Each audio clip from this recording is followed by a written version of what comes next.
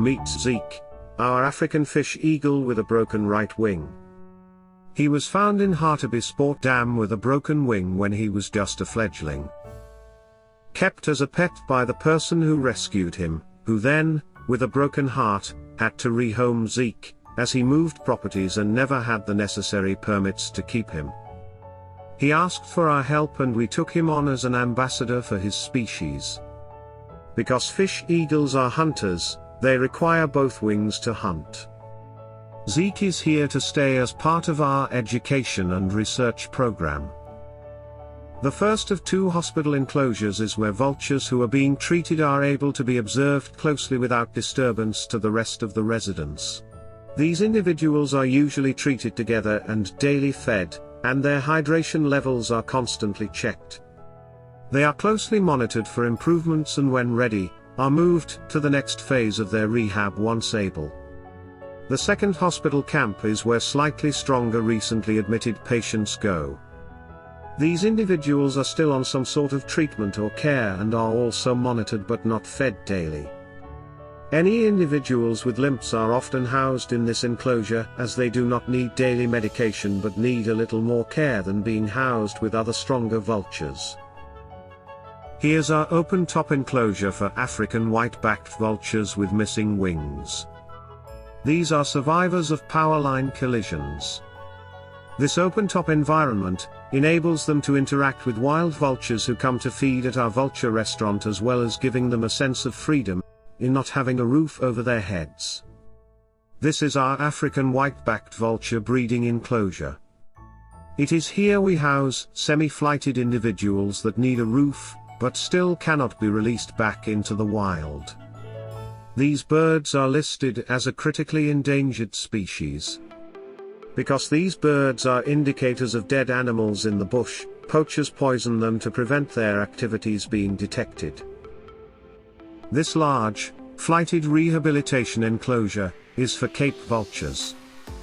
Cape vultures are southern Africa's only endemic vulture species, and although listed as vulnerable, they are already extinct as a breeding species in Namibia, Zimbabwe, and Swaziland. Birds coming out of our hospital are closely observed and assessed to see if they are able and ready for release, or if they need to join the permanent non-releasable Cape vultures for future breeding purposes. Here is one of our 3 lappet-faced vulture enclosures.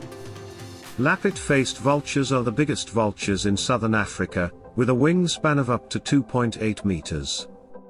They are nicknamed the tin openers, as they are the first to open up the carcasses for other vultures to feed on. These birds are listed as endangered.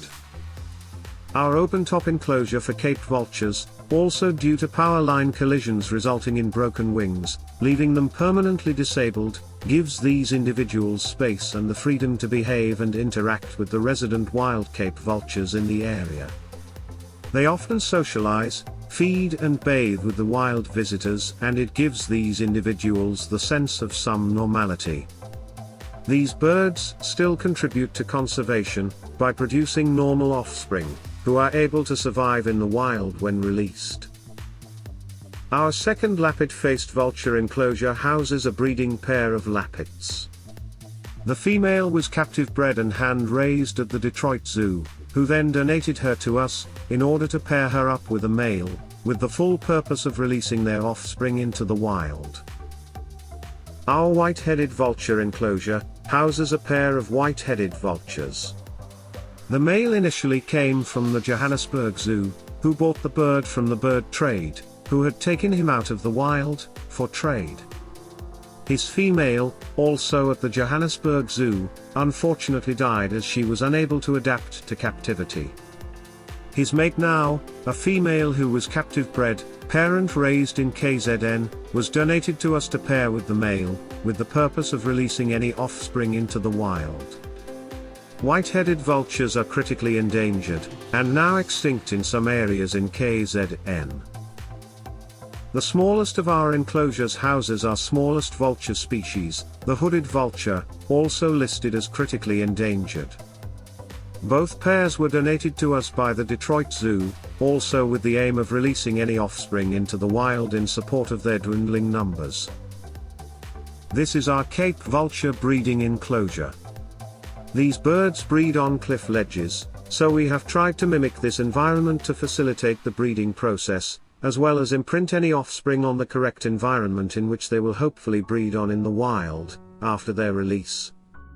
The breeding season runs from May to September, and each pair lays 1 egg per year, which takes around 54 days to hatch, and roughly 5 months for the chick to leave the nest. At the back of the Cape vulture breeding enclosure are 3 Andean condors, 1 pair and 1 individual male. These are the largest flying birds in the world with a wingspan of up to 3.2 meters. As an endangered species to South America, we are working towards sending the lone male back to the USA where he can pair up with a single female in the hopes of them producing offspring, and their offspring being released to support their wild counterparts. Our white-backed vultures, who are undergoing rehabilitation, and are being monitored for release, are kept inside this enclosure. Here we can observe flight, and their readiness for release. This martial eagle was unfortunately a victim of a power line electrocution and miraculously survived.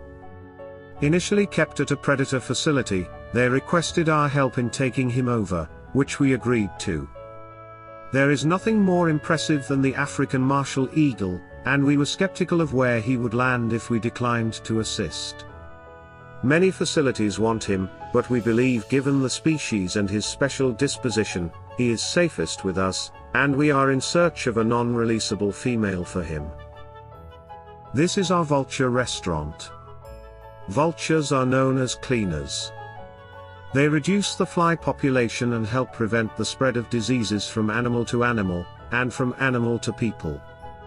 Vultures' acidic stomachs enable them to eat the carcasses of animals who have died from disease, thus cleaning up the environment around them.